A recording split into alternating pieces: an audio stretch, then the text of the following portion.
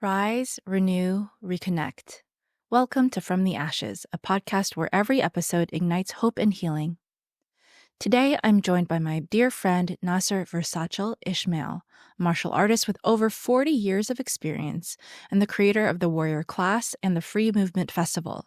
Nasr, or Ish as I call him, shares his journey in capoeira and movement therapy, blending dance, combat, and psychology. Please note, this episode touches on sensitive themes, including sexual abuse. And as a heads up, there's a slight dip in audio quality halfway through, but the conversation remains impactful. Let's dive in. And the fire in the darkest night, the phoenix burns. It's ready for flight. Shadows may come, try to tear you apart, but you're the flame. All right, everyone, welcome back to the show. My name is Valerie Beck, and I am your host for today. I have a very special guest with me, Nasr Versátil Ismail, known by many other names. He is a master teacher of capoeira, a therapist, a loyal friend, an international traveler, an ambassador of sorts. I would say an activist and a very family-centered man, and so much more. So I can't wait to get into his story. Welcome, Ish.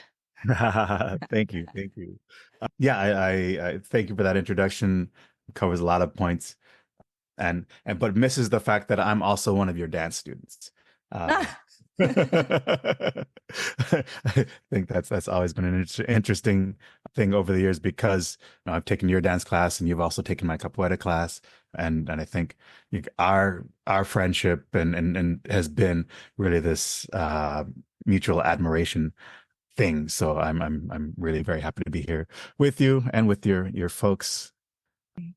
Yeah. Thank you.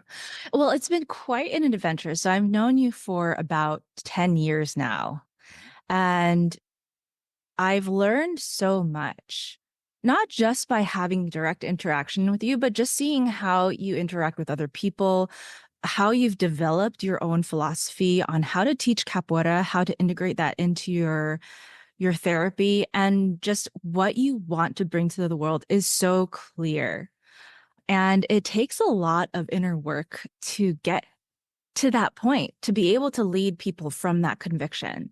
So today I want to get first into your From the Ashes story, one of many, I'm sure, but one that you feel like captures a moment in your life where you've really had to step back and consciously question your approach to life. Yes. I think my biggest challenges in life, and depending on the lens that you look at life through, everything is relational. But my greatest challenges in life have been relational.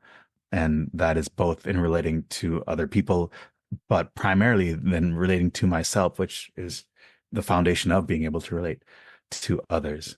And I think around the age of 36 or so is when I had this huge breakthrough. And I start there because before that, I was living my life. I was in the dance world, in the martial arts world. I've been a martial artist since at the age of 4. Both of my parents are martial artists, and both have been teachers of mine.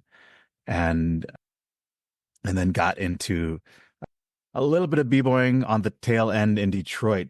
So that's the 80s. I'm hip hop years old.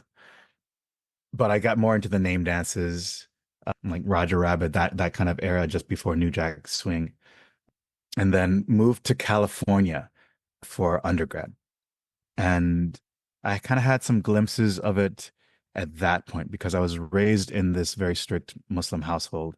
And so, for a long time, I thought I was going to be betrothed to somebody or have an arranged marriage. I didn't date or anything.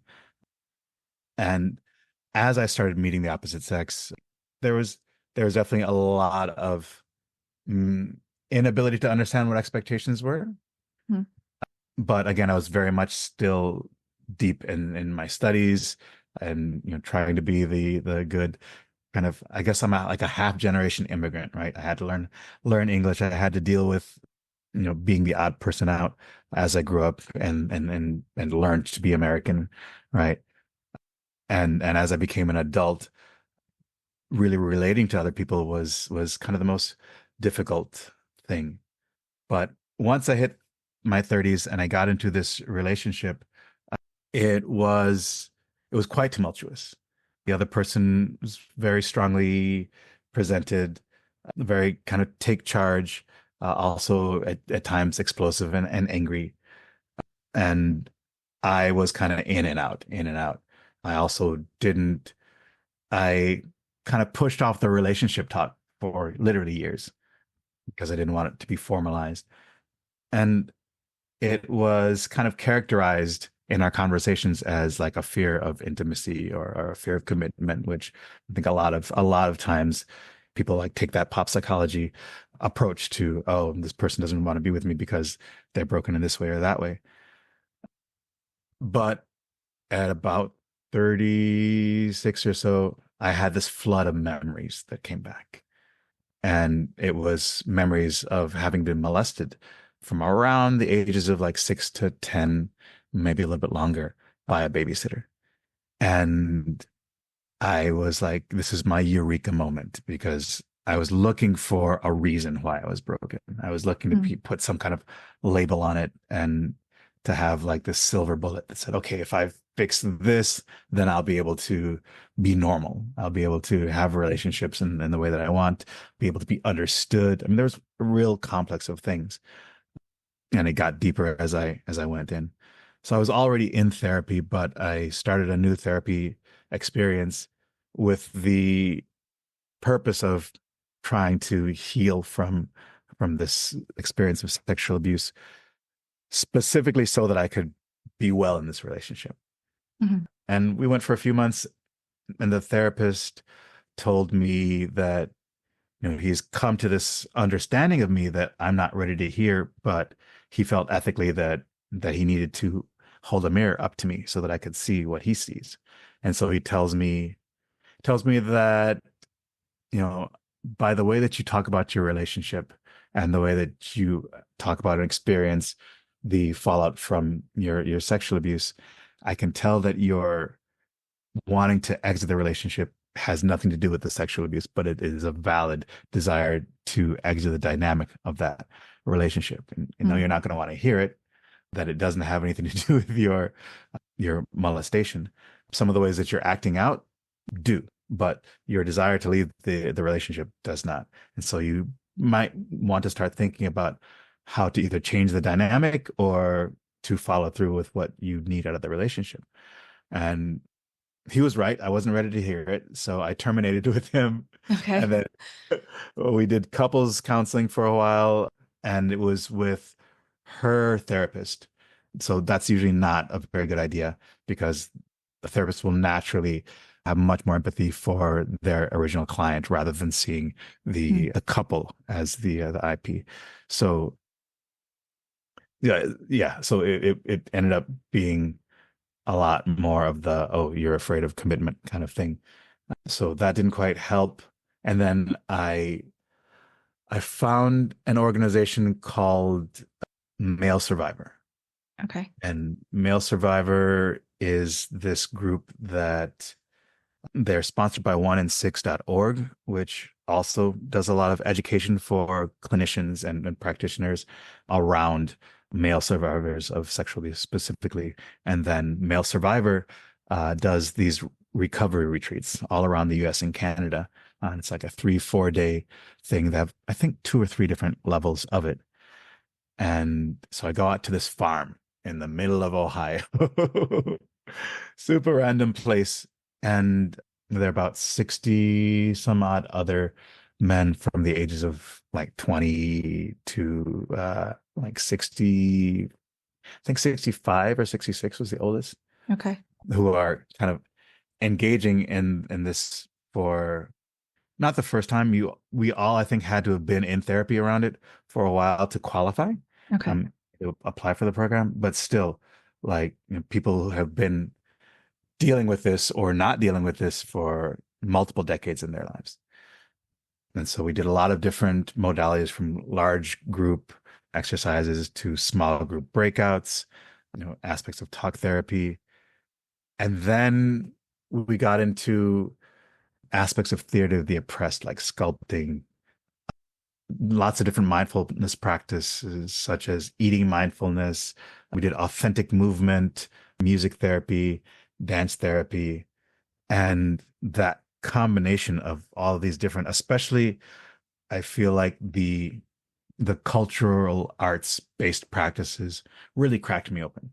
Mm. I experienced this flood of emotion that I had never felt before. And a lot of times it was contrasting emotions all at the same time. Like I could be laughing, crying, like in tears on the floor, rolling around and laughing hysterically all at the same time. And this was extremely odd because before that, I knew myself as thought I knew myself as this person who was very easy to get along with. I couldn't really ever say that I used the term excited about Mhm. myself. So my emotional like sine wave was almost flat. And then all of a sudden I'm feeling these big emotions like being on a sea that has these huge waves going in all directions. And I realized that up until that point, I was I was very much emotionally numb, unless there was like this explosive anger. And even anger was something that was very, very late to come and very slow to come. I didn't really feel any emotions. So that allowed me to be very much a people pleaser and never to defend myself, to be Mhm. railroaded into anything that anyone else wanted me to do.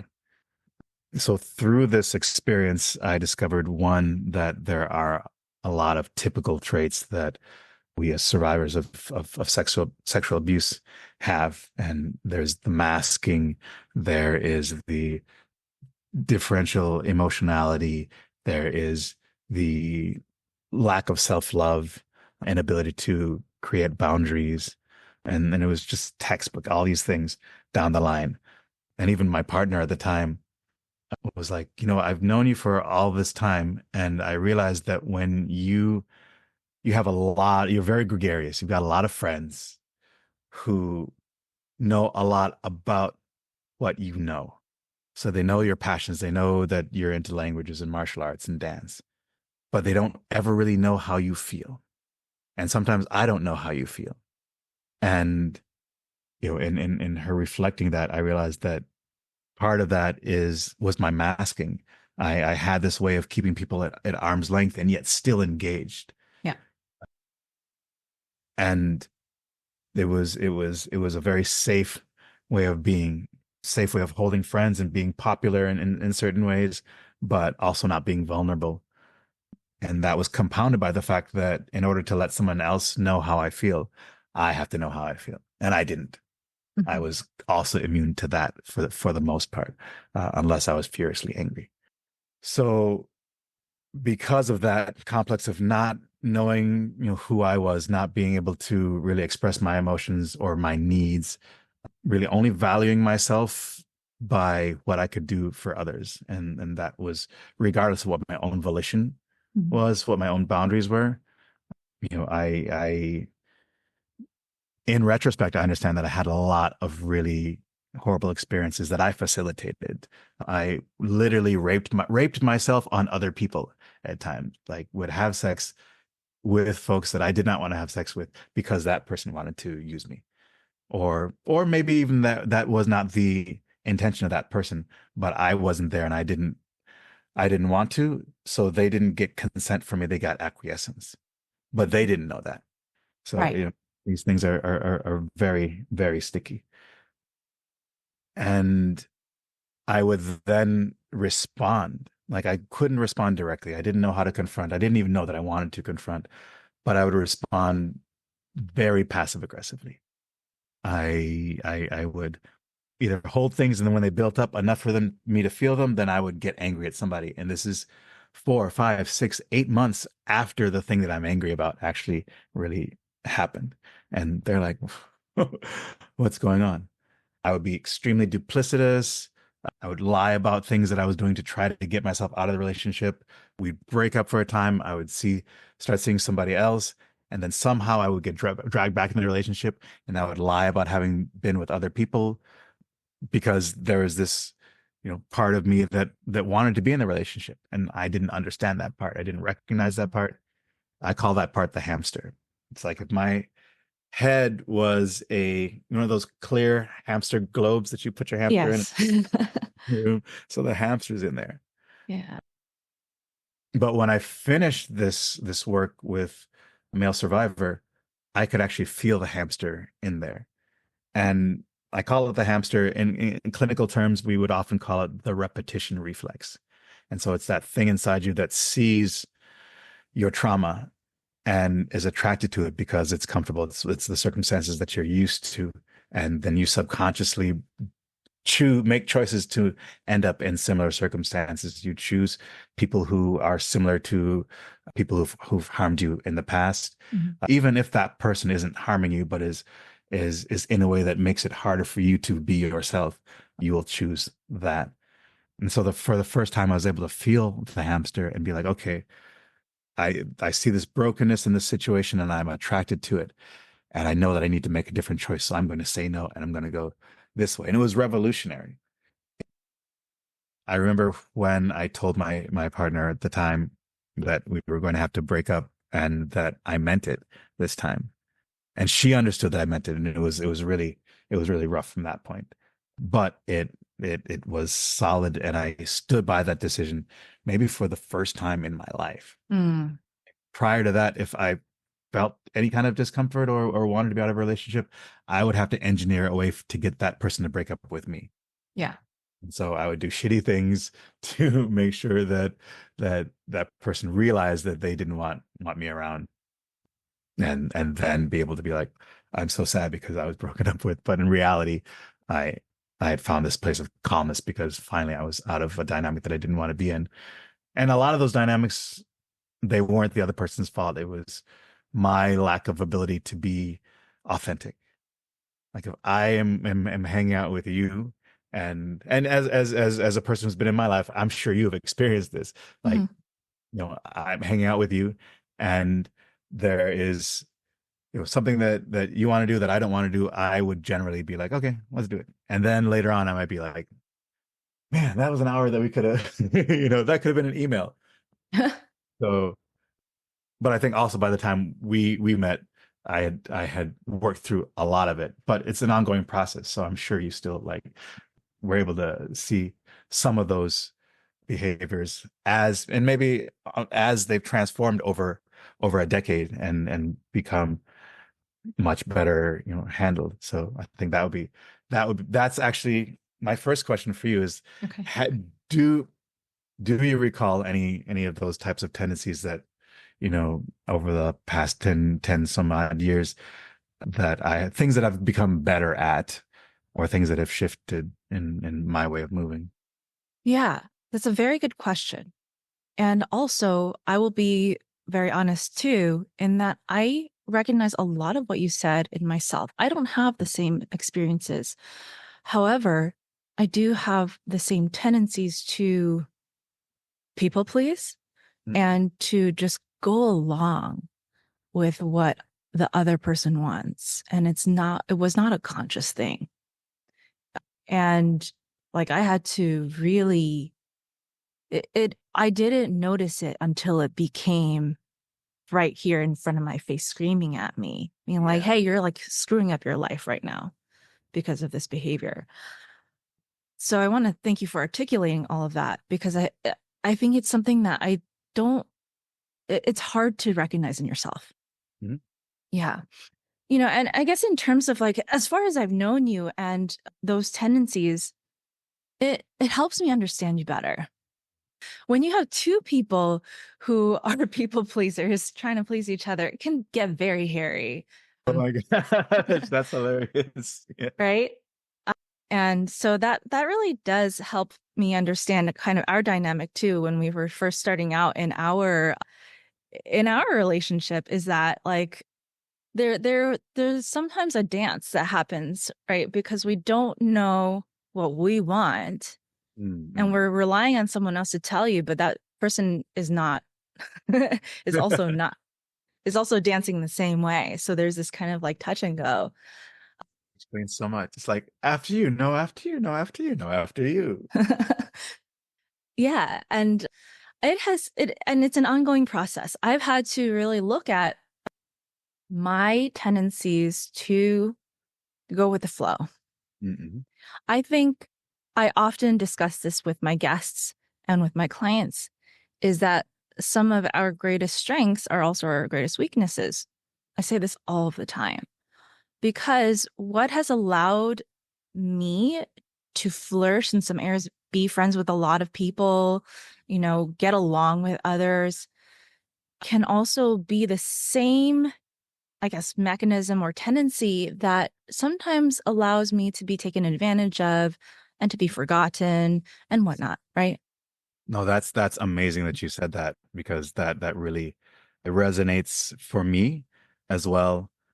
For instance, that ability to go along with things, to not be so reactive to differing opinions and ways of being, have allowed me really over my entire life to be the mediator, to be able to be friends with people who are enemies and to help those people smooth out their relationships or their at least associations. And then like thinking about that emotional wall, as you said, now I am a mental health practitioner. I'm not a therapist specifically. I'm trained as a therapist. I'm an MFTI or an AMFT. The terminology has changed, but I'm pre-licensure. However, the modality that I work in, which I call the warrior class, is an arts and movement based modality. So it's not one that falls under the rubric of licensure. Mhm. Uh, but I'm still also working on my licensure and do love doing standard talk therapy. But in any case, the the emotional wall, which is lower now, but I still have to look over it in order to really check in with myself, also allows me to sit through really tumultuous energy from the other person and be able to hold their container without whatever's going into that container splashing on me. So that has become a superpower for me within my practice, as well as within my ability to operate within community, like post working on myself and post then actually studying, as a therapist and getting a master's in counseling psychology. Yeah. And I think those aha moments, they continue to come, right? And they're just not as, they're not just as abrupt. We kind of start to just expect them as we learn more about ourselves. Yes, yes, yes. Yeah. So that brings me to capoeira. Mhm. And I know this has been a huge part of your life, and you use it extensively in your warrior class. So tell us a little bit about, how and why you use it as a modality for your work. So, for those who don't know what capoeira is an Afro-Brazilian cultural manifestation that includes a martial arts dynamic, includes dance, music, storytelling, theater, and it's trained, but it's also played as a game, and that's the general kind of final form, as it were. Like, there are other manifestations that are more contemporary, more commercialized, like the tournaments and like stage shows and things like that, that do have an influence inversely on the art itself. But in general, we train capoeira so that we can play capoeira. And playing capoeira is this huge social enterprise that brings, you have a live orchestra of people playing instruments. You have a group of people surrounding, watching in a circle called a roda, which we would call a cipher in the hip hop culture, and like all these parallels that you see throughout all the diaspora arts. So it's a cousin to hip hop as well as to many other African diasporic art forms. And I've been doing it since 1991 and have never stopped. I've been in the same group for the most part. Although I started with Mestra Edna Lima, so she was my mother of capoeira, as it were, and we still have a good relationship. And it always struck me that people had this sense of euphoria doing capoeira. Being surrounded by this community of people who are supportive, who are sometimes really pressuring you to do things that you never would have done before. but often also very non-judgmental and accepting of the fact that you're not ready to do certain things. It really, there's a lot of space for a lot of folks. We also, because of that, have a lot of figuras, which are people with very strong or interesting or wild personalities, because there's space and there's a container for that. And I asked myself the question, well, why is capoeira so healing? Why is capoeira so, and I would edit that now in retrospect to say palliative, right? Meaning that in the roda, in the circumstances where we are playing capoeira, most people feel this euphoria and this freedom and this happiness. However, you go home to be with your partner and you're having the same quarrels. You go to work and you're having the same issues with your boss. You go to visit your family and you're having the same disputes with your siblings or your parents. And so in many cases, I saw capoeira improving people's lives tremendously, but relationally and in a lot of foundational ways, I saw that people weren't being changed or weren't taking the steps to apply the lessons and the healing that they found in the roda or in the cipher in the training to their lives. I was like, well, one, why is capoeira so healing? And two, if this is a real thing, then how do we make sure that those lessons get carried through? And my aha moment was, because I had that question for a very long time. Yeah. And I explored capoeira as an educational framework. I explored capoeira as an organizational framework for grassroots organizing. And I've even presented on that at the US Social Forum in Detroit in 2012 with a lot of help from some of the groups there, Mesri, Zumbi, Messi Baz, Messi Kabukim. In fact, we had a roda that was the first roda that I know of, at least, where all of the groups in Detroit actually had a roda together, because there had been drama up to that point. So it was a beautiful moment. And through like that experience, I understood that the macrocosm being modeled in the microcosm of the roda, of how we interact, was a very potent, powerful thing. And that it could be applied in many different ways. So then, I go through my therapeutic journey. And as I said before, I go to this retreat and they're doing all of these cultural modalities that are based in dance and movement and singing and music and art. And I'm like, well, these are all effective. There's tons of research on these modalities that shows their efficacy, evidentiary research. And these are all the components or parallel to the components that we have in capoeira. So of course, capoeira is healing because capoeira has all of these healing components. And I was like, well, so how do I implement this? So I talked to my therapist and he was like, well, you've got to go to Pacifica. And then I talked to Anna, who is probably one of the greatest samba teachers in the world, and we have her in our community, born in Rio in the Mangueira Samba School, but she's also a therapist. And she's like, no, then you need to go to Pacifica. And so all these people, including my somatic experiencing doctor, somatic experiencing is a somatic modality that helps to remove the traces of trauma from your central nervous system and from your physical tissue, your muscles, your endocrine system, your gut. And actually, I had a neck injury from dancing. I used to do head hoppers, which is, usually you do hoppers on one hand, both hands. Well, I did it on my head, and I've seen other people heads. So I slipped and my neck went kirk. Ugh. And the curvature of the spine, which is supposed to be like this in your cervical vertebrae, was like this. It reversed. And I got lots of chiropractic done and body work for over a decade. And the best they could get it to be was this kind of straight line.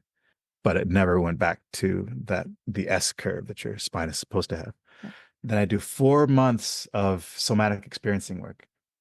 When I go to my chiropractor, just a normal readjustment, and there's a boom as he's lightly adjusting my neck. And he's like, well, okay, we need to get you to x-ray really quickly because we should not have heard that type of sound. So the x-ray, and the S curve is totally restored. And Hmm. he's like, well, what kind of things have you been doing? Have you been doing exercises? Have you been doing like what have you done? Because what I did was just preliminary. I wasn't even there's no way that what I did has restored your S curve like that. And the only thing that I had done was this somatic experiencing. Okay. So it was this psychotherapy that had actually fixed my body because that's really what it does. And so this is an element of also what is done in Pacifica. In fact, that doctor trained at Pacifica. So I had all these things pointing to Pacifica, which is a graduate institute in Carpinteria next to Santa Barbara. And they're at the Psychology Institute in the Jungian tradition, and they are very centered on mythic systems and cultural systems, which are bound up in Jung's understanding of the collective unconscious. And that is this understanding that all the cultures in the world have these archetypes of behavior and of nature and of life that are very much parallel. They'll be slightly different in this culture and that culture, but that is a connection that all humans have, and that archetypology and that what goes on in our subconscious then creates what goes on in our psyche. And so that in engaging in our mythic systems and engaging in our arts are ways to deal directly with the subconscious without having to go through the mind. Because the mind, this prefrontal cortex, this highly evolved part of our neurology, is something that is able to lie to us and able to cause us to lie and creates cognitive dissonance all of the time as a necessity. It's part of its job. It allows us to overcome our instincts and overcome what the limbic system is telling us to do. It allows us to be the cultivated human that rides the animal that is our body, Hmm. rather than just being our body. But at the same time, it also allows us to be out of sync with the animal that is our body, which is also ourselves. So there are issues that come out of that. So being able to deal directly through the body rather than through the mind opens up a whole realm of efficacy and ability to reveal things that we hide from ourselves, as well as to affect change and healing. So I go to Pacifica, and it was an amazing experience. And they were, rather than kind of spoon feeding me what I needed to do, there was tons of training and tons of really great direction. But they were all of my teachers were extremely interested in the work that I was doing on research around capoeira and martial arts and movement arts as a healing modality. They had a lot of different ideas, and some of them were involved in the dance community and the movement community, and would, for instance, there's this solstice parade that happens during the summer solstice in Santa Barbara, led by Messi Mariano Silva, and some of them would dance in the solstice parade with Mariano. So they themselves were in that aspect of practice, not just movement as practice, but movement as that culture, dance as that culture. So it wasn't just something that was, and to me, this is one of the dangers, something that is just extrapolated for its particular use, but they were in and of the culture as part of the culture. And I think, we've spoken about this before, this ossification or fossilization of culture, because it moves into the sporting realm, or it moves into commercial realms, or it moves to other countries. And in capoeira, we deal with this in the sense of knowing that capoeira is an evolving culture, but that we also need to maintain a connection to the roots somehow, and how it's done in Brazil, and even further studying the martial cultures and the cultures of the people who were brought from Africa to Brazil in order to understand it even more than maybe the elder masters of the art that we think of as foundational would have even understood. So that is to say that it made total sense once I started studying and started looking at the aspects of capoeira, why capoeira was so healing. And through the training that I received at Pacifica, and being able to see how other spiritual and movement modalities were able to take these cultural elements and then use them for analysis and use them for reflection, use them to help people have a mirror to see themselves and to see how their subconscious was operating, which they themselves weren't necessarily able to understand.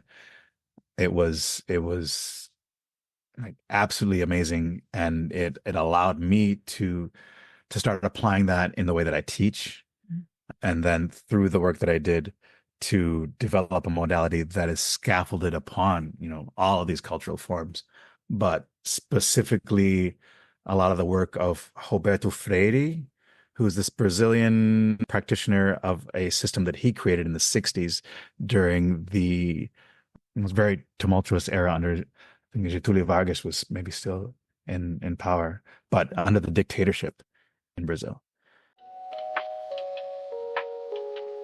Hey listeners, if you're enjoying the stories and insights from the Ashes, why not stay connected with our community? Join my mailing list for bi-weekly updates on upcoming events, wellness tips, fun tidbits, and of course, new podcast episodes. I promise no spam, just valuable content to help you live your best life. Head over to www.intrepidwellness.life and sign up today. Don't miss out, and let's keep the conversation going. Roberto Freire, was a student of Augusto Boal, his theory of the oppressed, who is a student of Paulo Freire. So it's this lineage of Brazilian applied theater and movement in arts. But his modality was in the context of the dictatorship in Brazil, and was an anarchistic, social, communal modality that was also based in the tenets of Capoeira Angola. And so knowing that somebody had actually done the work to figure out how to use capoeira, so I used his ideas as a template, but I wanted the context is different, and even just our backgrounds as practitioners are different. So I first started kind of just intuitively feeling a shift in the way that I was teaching capoeira, and decided to really more mindfully apply some of the tenets. And this is because in the world of capoeira, you hear things like, we want to have a great class. So for the time that you're here, leave your drama from outside there. And if you had a rough day at work, leave it all at the doorstep, and then come in, we'll have a great time, and we'll grow from it. And it sounds nice, but there's really no way to leave those things out. You are inside with them and suppressing them. So you're creating neurosis whilst you're in this very psychodynamic space. And to me, that makes no sense. And so one of the things that I will tell both my students as well as folks who I'm doing work with, that, if you have something, then you have it. If you pretend like you don't have it, then it has you. So we will deal with it as it comes up. And because of that, sometimes we'll stop the roda, we'll see people moving or getting stuck in certain ways, and we'll ask, well, what's going on in your life? What happened today? What's been happening recently? And maybe they'll be like, yeah, I've just been having this issue with my boss, and we're just kind of stuck, and they don't recognize the work that I've been doing, and I just feel like I'm hitting myself, like my head against the wall. So that's why you keep repeating the same thing and hitting yourself against a wall as you're playing. Well, how about if you looked at other angles, and I don't know what those angles are, but approached it from a different angle with your boss?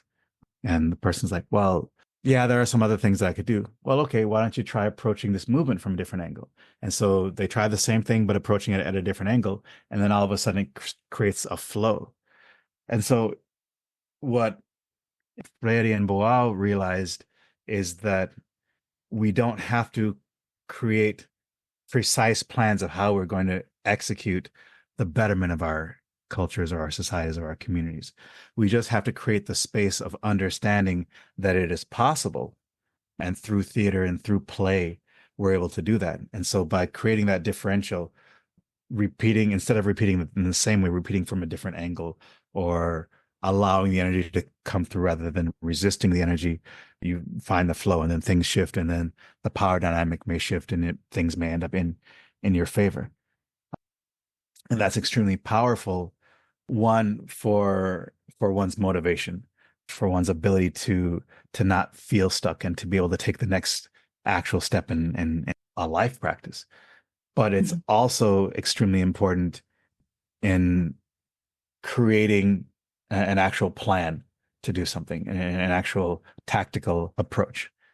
And it almost feels woo, but it's actually just about the fact that mindset is extremely important. And that, a lot of times modalities like CBT and REBT really approach mindset from this logical standpoint. Oh, you have these insane thoughts and you here, repeat these phrases. And and it works. It helps. But at the same time you're working through your mind. And these embodied modalities, theatrical, play-based modalities work through your subconscious. So instead of having to go through all of the static, this perpetual perceptual static that your brain is meant to place in the way of what your instinct is, you're able to actually affect the instinct directly and to fulfill what your soul wants rather than fulfilling an objective, a rational objective, and hoping that the soul follows along. So both the things work, but Mhm. my sense is that it works in a deeper way and may also help to address the root cause rather than placing a functional band-aid on the outside. And so that is how I grew my practices, my set of interventions, and my principles around specifically things like the physical metaphor and listening and reflecting, ways of assessing a client's abilities, where what their place in the world is, and then leveraging that world view for their particular types of interventions. Like for instance, if you have a student who is a musician, then you may have them bring musical instruments to a session and may do interventions that are about what they sing. Or if a person is a dancer, even if they're not, but if they're a dancer, then you can leverage that in a lot of ways. If they're a martial artist, you can leverage working in restrictive stances and repetition of blocking and counter attack movements to work conceptually within the subconscious. So it's extremely powerful and extremely versatile and requires this creativity. It requires you to be in a place of dance, of being able to read and being able to accept, oh, that didn't quite work, so we're gonna move this way. And whoa, okay, it was a dip, but okay, it turned into a walkover. Oh, that was fresh. What does that mean to you? So we as practitioners end up also having to approach from a because we're playing the game as well. So we have to approach from this place of humility that our client is the expert in their life experience. And so we're not here to dictate to them, but we're here to experiment with them and play with them and have them play with each other and then invite them really to have their own reflections and to feel into their own intuition, to arrive at understandings that then work for them. So it's not as clear cut as this is the issue and this is the intervention that this section of this book dictates that I have you do in order to reduce your anxiety or in order to reduce your depression or what have you. It's a lot more dynamic and it requires us or myself at least, those who follow me as well, who assist in this work, to be artists in the act of therapizing, of helping people through their issues. Okay. So there are a couple of questions I want to throw at you. The first thing that I want to focus on is that you made this distinction, or you wanted to redefine maybe capoeira as palliative as opposed to therapeutic. Correct. Correct. And I want to add another layer to that of the consciousness of something being compartmentalized as opposed to holistic. Thank you for saying. Um, Yeah, those are the words that I was was looking for. But yes, yes.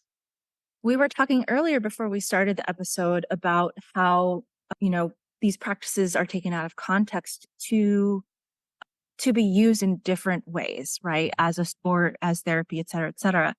Then this is my thought. I want to hear what you think about this.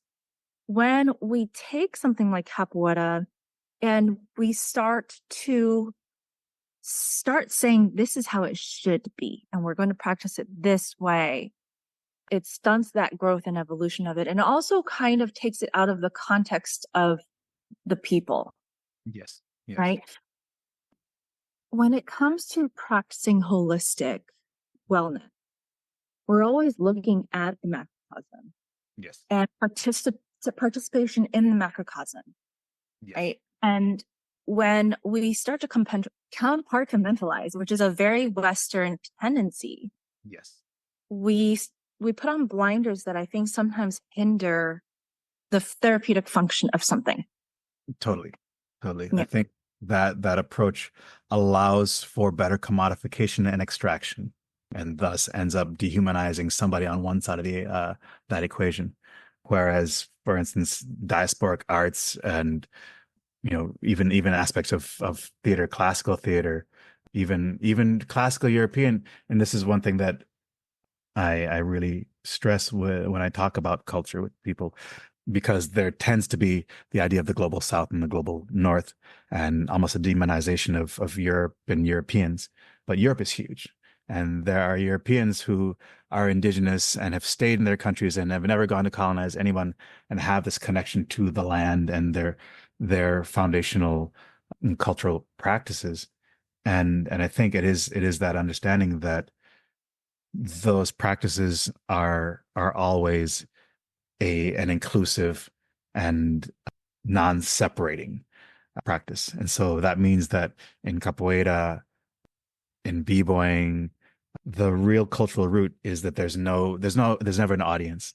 There's never a spectator. Everyone who is watching and participating. We're creating the music. We're creating the theater space.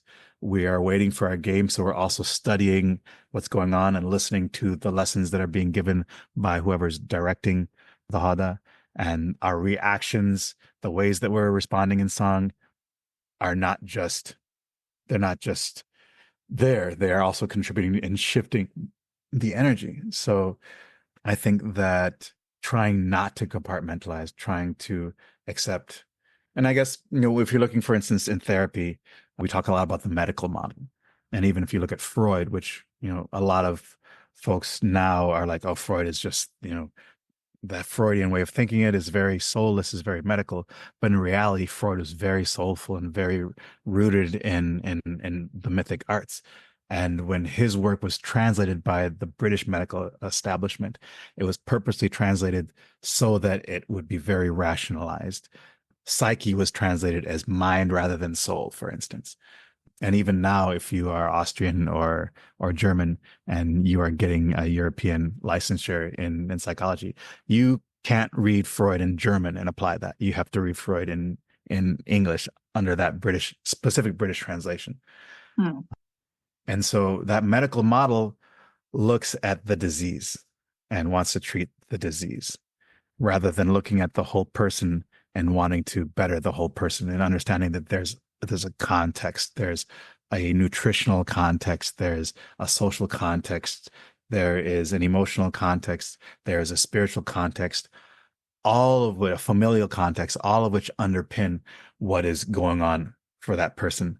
And by looking at that, by holding that, by becoming part of it in a way, and by using countertransference as a way of participating rather than dictating to your client, then you're able to really cause some very effective change, and allow the client to be, rather than dictated to and pathologized, they become the hero of their own story, and they become the guide for their own healing, or that process, which again is never ending. It's just a process of constant change and progress towards your goals. And as those goals shift, and then the process also shifts. So I think that is really where I wanted to be. And I think that also harmonizes with really where capoeira and other African and other diasporic arts really come from at their root. And so although this is an extrapolation, right, of capoeira, I think it's also very true to the roots of capoeira and its communal discourse, in its non-compartmentalization, and its acceptance of people as their whole being, and within not just one specific mythic system, but the various mythic systems that intersect and overlap within the Hada and within the culture of the multiple practitioners. Amazing. So I want to transition then to focus on the warrior class. Mhm. If you can tell us a little bit about what that is. And then also within the warrior class, you have something called the Safe Schools Initiative. Mhm. Explain that and why that's so important and how I feel that you're trying to essentially change the face of capoeira a little bit. So Yeah. yeah. So as we kind of spoke before about how in a lot of ways these recontextualizations or extrapolations of warrior arts, right? Warrior arts come from war. They come from trauma. They come from brutality. They come from what at some point in time groups of people have perceived to be necessity. But those arts remain.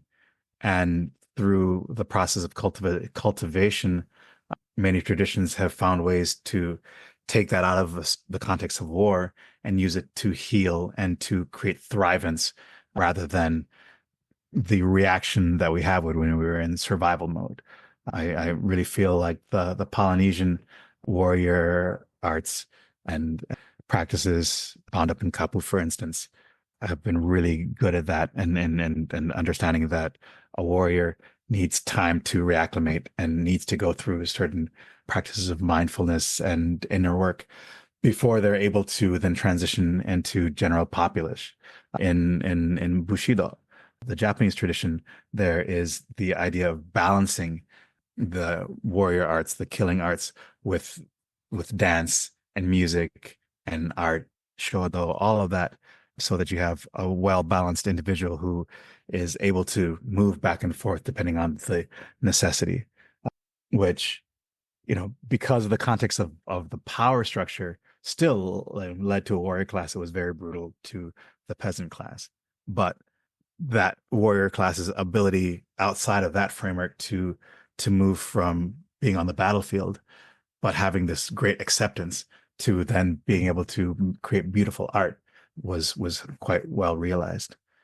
And I think that is what I wanted to see in capoeira, not just as something that we talk about, but something that we can actually experience and benefit from. And so, I went to grad school, did a lot of research. My thesis ended up being my primary product of that research, as well as the foundational work upon which I created my modality. And since then, I've been working on different frameworks and outlines of my practice so that other people can learn aspects of it. Because I realized that cultivation is why we see martial arts teachers as masters, because we tend to expect that a martial arts teacher or a master practitioner is also a master of themselves and a master of life, whether that is warranted or not. And in a lot of cases, it's not warranted.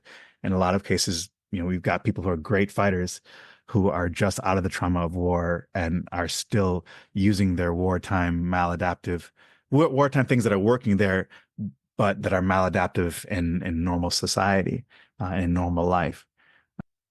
And so I wanted to be able to bring that cultivation. One might call it professionalism, but I would really prefer to think of it as cultivation and mindfulness to the teaching practice. And so, reaching back to my own inner struggle as a people pleaser, I have learned that conflict is not something to be avoided, but that conflict and uncomfortable conversations are the pathway to freedom.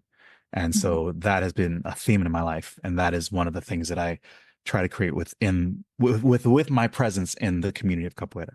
I will bring up stuff that nobody wants to talk about at random times and get the ball rolling, and hopefully in ways that are self-deprecating and humorous enough that people are into the play and are able to be truthful about these things.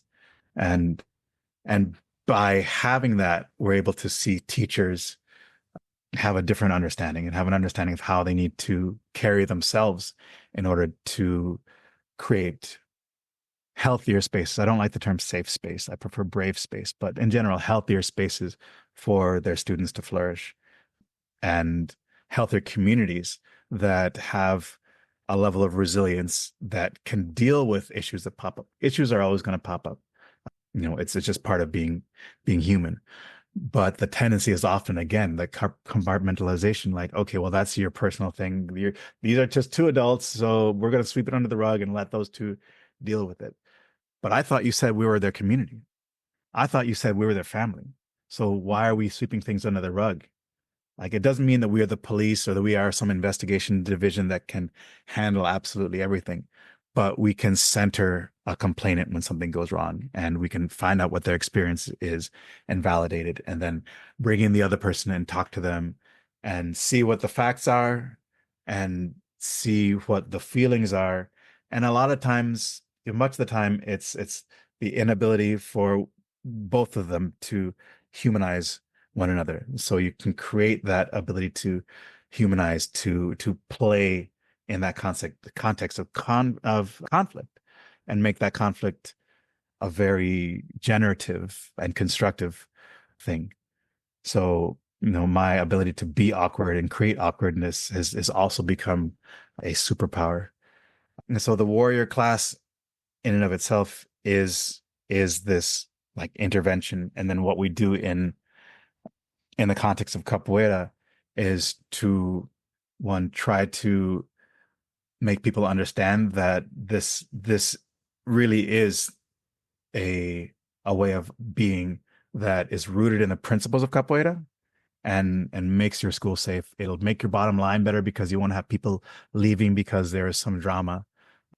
You may have people leaving because they don't want to do the work to hold space and to better themselves and to better others. And I would rather have them leave because of that than have them leave because they feel like things that were harmful were not addressed. And so because of that, working with some groups that have had issues, because people knew that I was a capoeira-based mental health practitioner, and thought that that would be very helpful in dealing with issues that were going on in their group.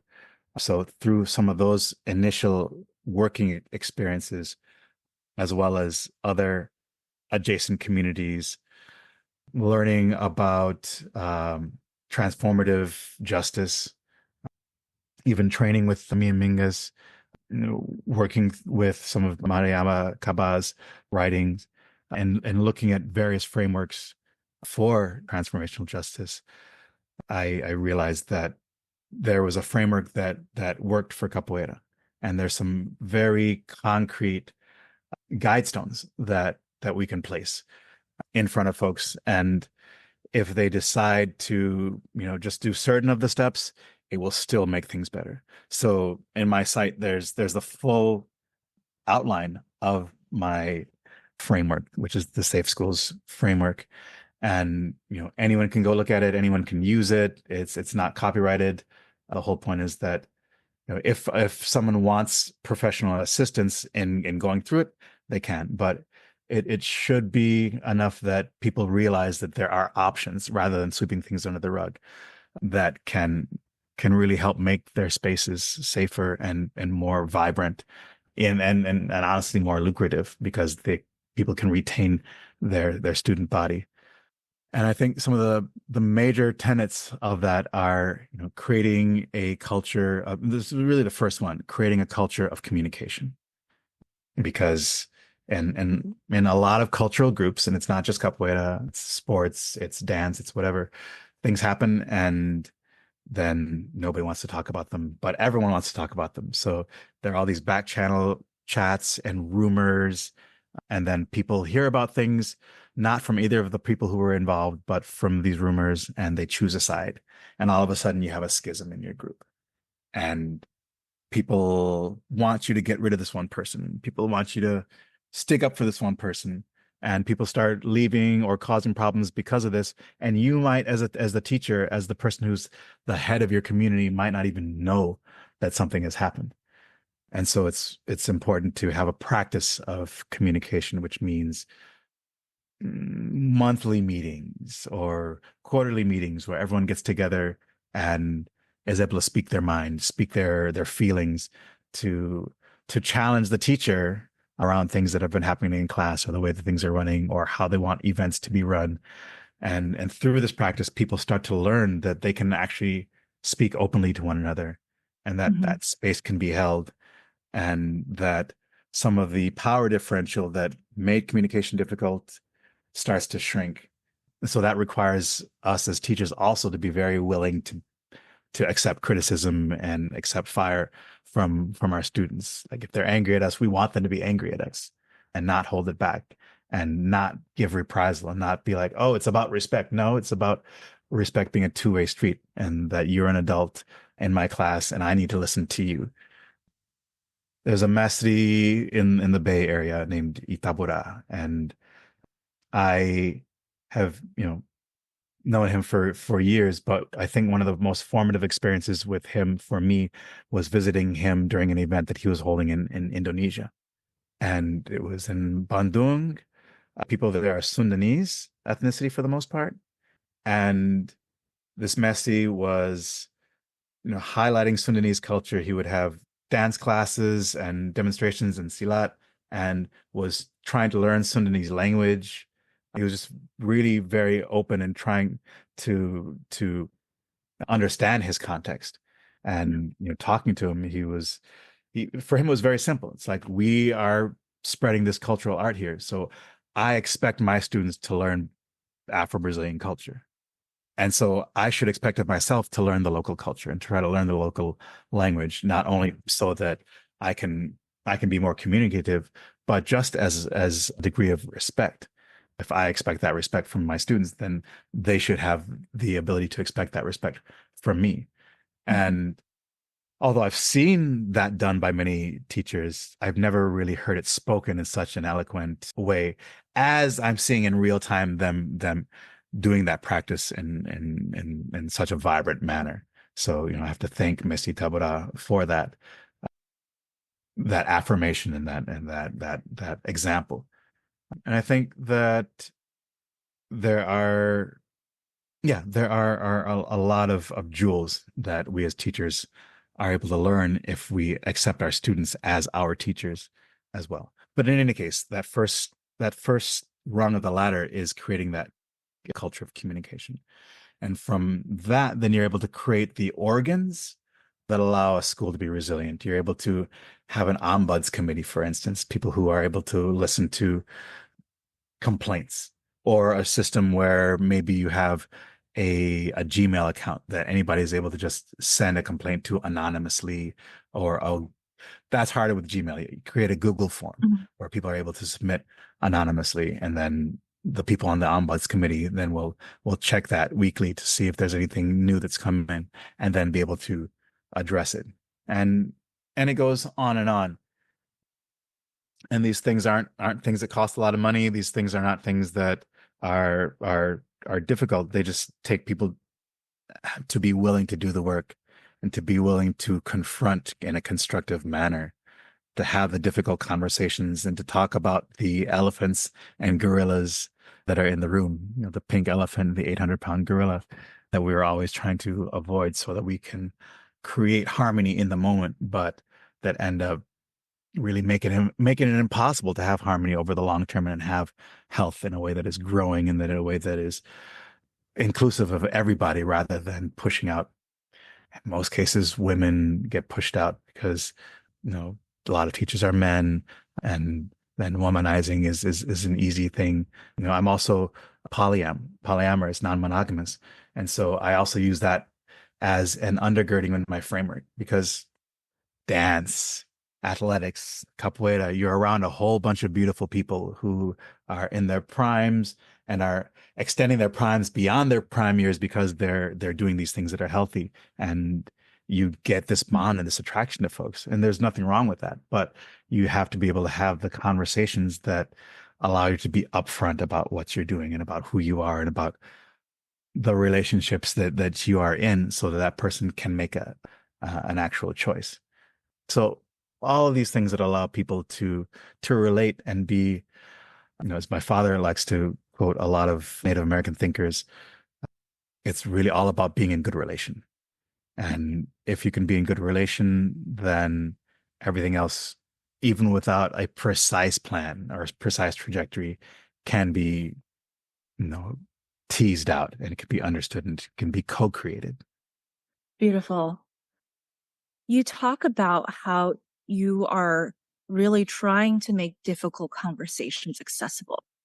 This is something that for whatever reason in my journey, now I fully embrace, Mm-hmm. like addressing all of the elephants. This is something that has become part of my everyday. Yeah. And I take it for granted that I am able to do this because I have very quickly realized that the majority of people are scared too. Yes. It's very uncomfortable. So it makes my work sometimes hard to communicate because it requires people to look at some ugly things, right? Mhm. And, you know, this is something that you are trying to do in your work. So my question to you is, aside from taking on the responsibility to make it seem lighter or to make it more accessible, what are some ways that your community can support you in your endeavor to make this conversation more successful? I really think, and this is one of the things that my Mr. I mean, it says, you know, I mean, it's 'cause, you know, everybody's gone through their journeys, and part of his journey has been to realize that he has constant work that he has to do on himself, and that more important than dictating what everyone else in the group needs to do is that he does that work for himself and tries to be transparent about it and invites all of us to do that work for ourselves. Not only that, but then when there are things that need to be done or things that need to be addressed, he's there, he holds the space and he opens the floor. And then he also allows us to be, you know, those of us who are his teaching students, or even those of us who have a background in facilitation, to step up and run things, because he again doesn't want to be dictating from the top. He wants things to be a lot more democratized, which is another rung of that safe schools process. So that democratization.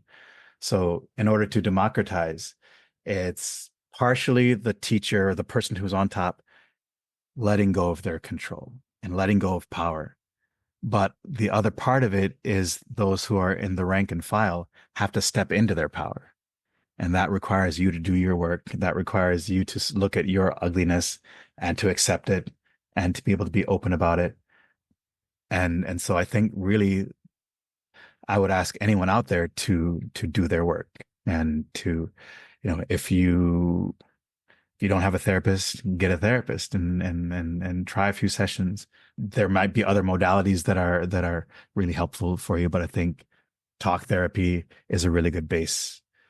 And you want to find somebody who's not really so deep. In my opinion, at least, my preference is, you know, statistically every modality works, but my preference is someone who is not necessarily too deep in the medical model and isn't so hung up on trying to give you a diagnosis, knows that the best use of a diagnosis is for billing an insurance company. And it's not necessarily that important for the therapeutic relationship, unless you need that in order to have language around what is going on with you, in which case it can be great. So that self-work, if anyone can work on themselves, then they can be better in that space. And that helps me. You know, I don't consider myself a shitty person. I don't think at any time in my life I've been a shitty person, but I have done shitty things. And my inner work and my acceptance of that, my I both use the term shadow work a lot now, which I love. Ability to love that person and know what that person's soul was needing also allows me to be very upfront about some of the shitty things that I've done. And to be able to judiciously disclose those things in session allows me to model the discomfort and model the acceptance of responsibility. So almost in most sessions where I'm working with people who are dealing with things that have been done wrong, because of my long life and long experience and many opportunities to fuck up, I can be like, oh, you know, so let me tell you about the time that I did this and that I caused this damage and that it took me this long to come around and be able to make amends. And people are like, whoa, oh wow, that's not even anywhere near what I did. And then they're able to relax a bit. So I think also, different practitioners have different feelings about disclosure, but I think disclosure, like, and for the practitioners in the room, can be a very powerful tool. We don't want to trauma dump on our community, but we want to be able to show, our own human foibles and model how we succeeded or how we failed before we succeeded, so that other people can feel comfortable in the room and know that there's nobody here that's perfect and nobody's throwing stones, because we all live in glass houses. And so the more that everybody does that work, the more easy it will be for folks to talk about their own gorillas and elephants. Very good. All right. So that we're going to wrap up here. Thank you so much, Ish, for being on. I would love to have you back, because I just feel like there's so much more to dig into in everything that we've talked about today and beyond.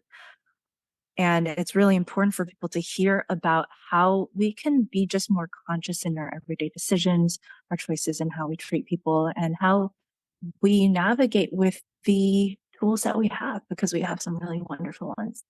Any last words, any resources, or anything that you would like to tell the audience about? Sure. I really think that one of the major problems for us as humans right now in this society is that the industrial capitalist societies that we live in have taken us away from our cultural roots.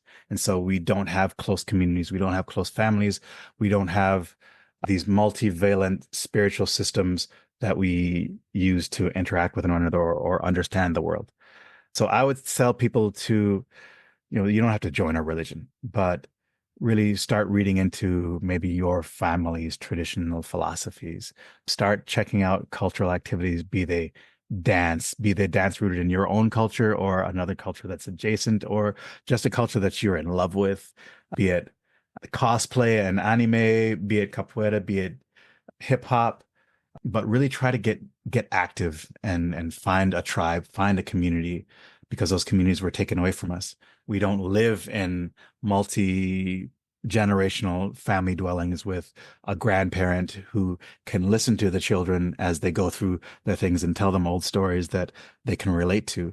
We now have therapists and people, professionals who are paid to do that. But if we kind of get back into these things, then we're able to hold space for one another. And it doesn't have to be as much a thing that when it's really bad, then I go to a specialist. No, I can go to my leaders of the community, or I can go to other people who are into my thing, and we can relate on a level where they're able to hold space for me. So capoeirabatuki.org, tenjogu.com, thewarriorclass.org, Intrepid Ayurveda. I think we have so many tools, so many spaces. What's Reed Wasser's space in Long Beach called? Yeah, Human Eon. Human Eon. Human Eon in Long Beach. In Long Beach, there's so many places that we can go all over the world, and that may network with other communities that really allow us to be in connection.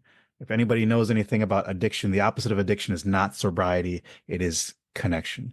And so I I want to advertise for my work, but I really think that so many of us have so many things to offer, and I want people to start their work by finding those things and by engaging in those things. And you don't have to commit. You try something, find what works, and then go with what works. And not everything has to work. You don't have to do the warrior class. You don't have to do capoeira, but if you like it, come and do it.